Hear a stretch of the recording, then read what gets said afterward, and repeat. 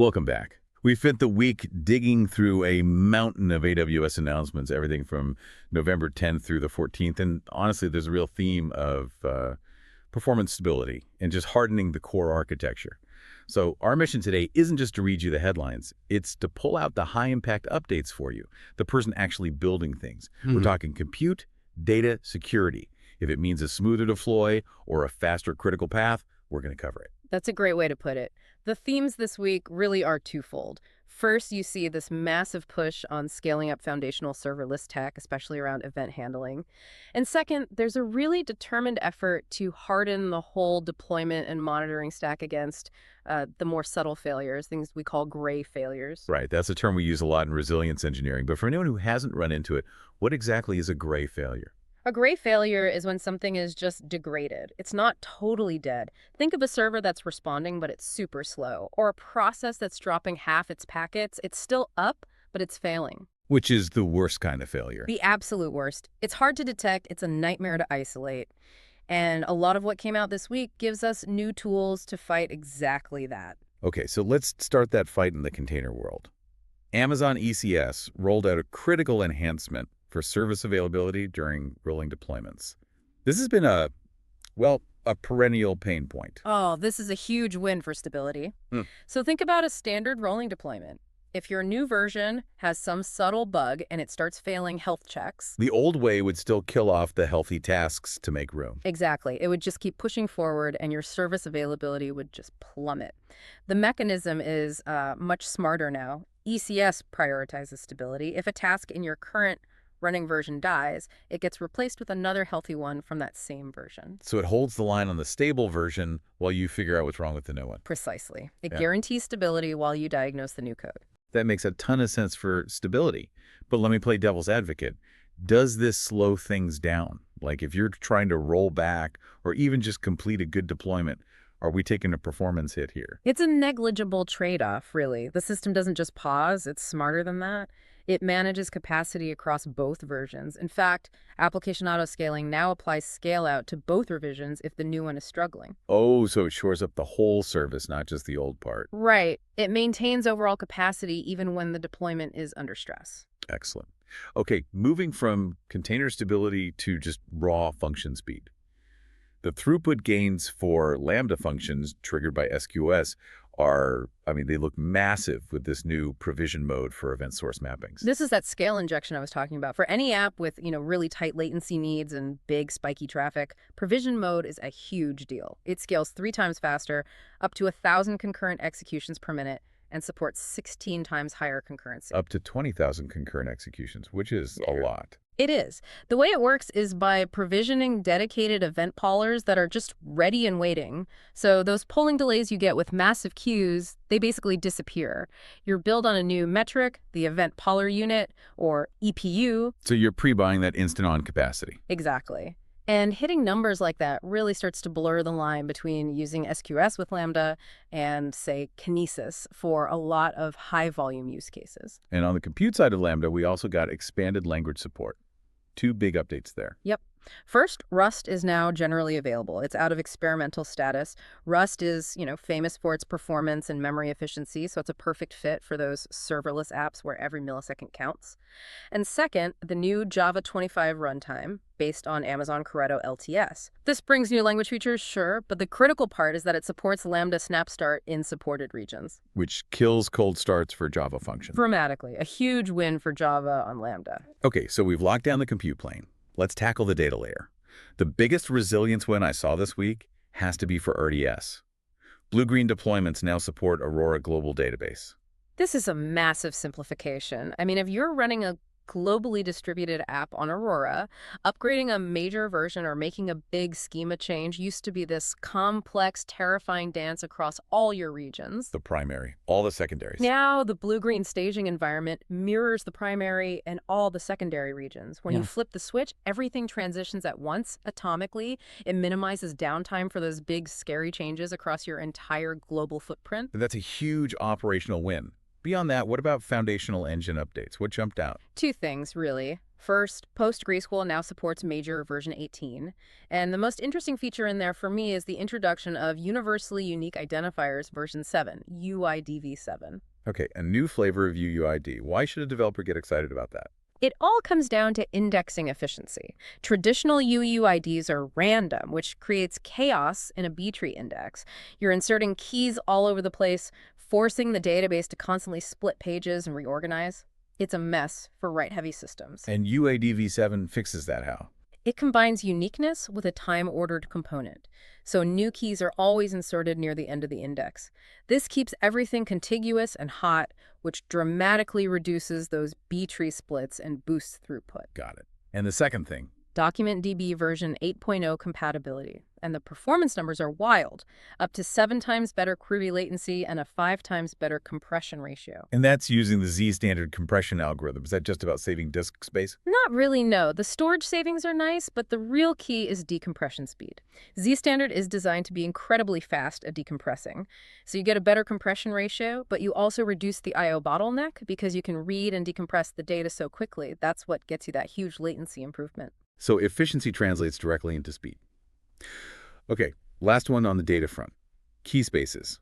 The managed Cassandra service got logged batches.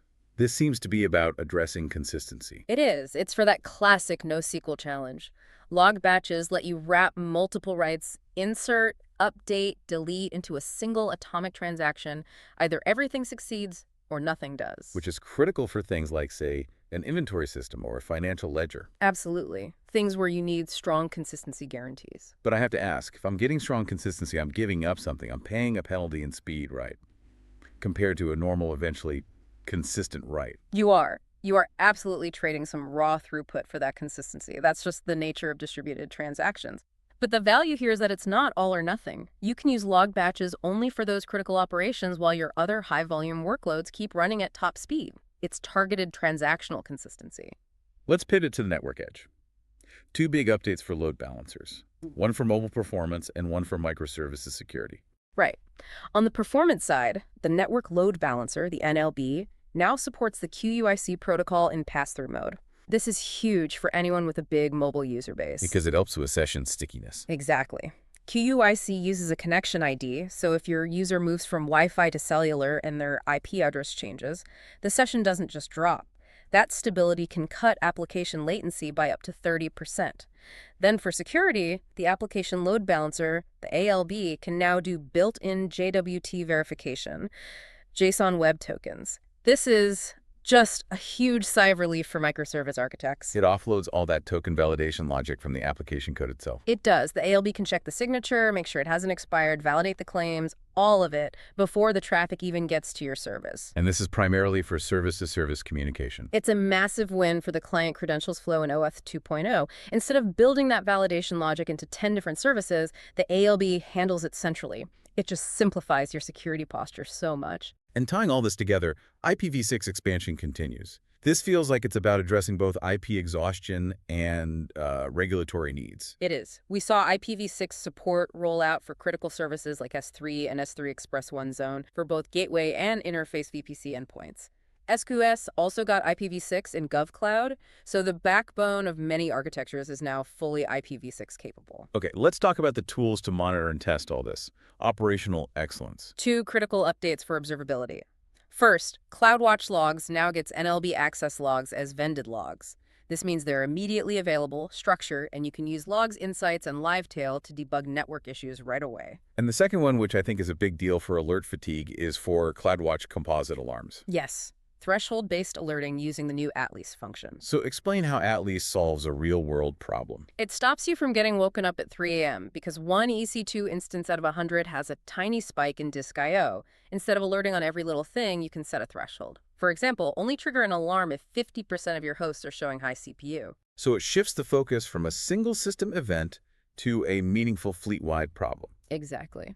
And finally, on the testing side, the AWS Fault Injection Service, or FIS, launched new scenarios for testing those gray failures we talked about, AZ application slowdown and cross-AZ traffic slowdown. So you can move beyond just is it on or off and actually test for degraded performance. Right. You can inject latency and test exactly how your application handles being slow, not just being dead. All right, time for a rapid fire on core compute and a look at the future. Let's start with Graviton. The Graviton momentum just keeps going. We got Graviton 4-powered CAG, MHE, and RAG instances. They're up to 30% faster than Graviton 3 with tons of local storage. But the key update for me is the new flexibility to adjust network and EBS bandwidth allocation by 25%. So you can really fine-tune the instance for your specific workload. Precisely. If you're I/O bound or network bound, you can optimize for it. We also saw high-memory U7i instances with up to 24 terabytes of DDR5 memory become available in GovCloud and more regions. That's squarely aimed at in-memory databases like SAP HENO. Shifting gears to AI. Anthropic's Claude Sonnet 4.5 is now in Amazon Bedrock for GovCloud. What's the standout feature for builders? Well, it's noted for being better at complex agents and coding tasks, but the key functional update is the new memory tool. This lets Claude store and consult information outside of the current context window. For long-running agent workflows, that's a huge boost for accuracy. So it won't lose context halfway through a complex task. Exactly. And finally, maybe the most forward-looking update of the week, post-quantum cryptography support in AWS Private CA. Yeah, this is a big signal. It means preparation is no longer just a hypothetical. AWS Private Certificate Authority now supports post-quantum digital certificates using MLDSA, which is the module lattice-based digital signature algorithm. Okay, for those of us who aren't cryptographers, what does MLDSA mean right now? It's one of the new algorithms designed to be secure against a future quantum computer, the kind of computer that is expected to break our current standards, like RSA. So AWS giving you the tools to start testing your entire PKI transition issuing certificates, verifying them, code signing against these future threats today. So you can build a strategy well before it's an emergency. You can, and you should. So if we pull all this together, it feels like the week delivered tools for immediate gains, right? Lambda provision mode, Graviton 4 performance. But at the same time, it laid the groundwork for things that are becoming architectural necessities, like full IPv6 maturity and better tools to fight those subtle gray failures. I agree. And that ability to start testing with post-quantum crypto shouldn't be overlooked. That is a clear signal.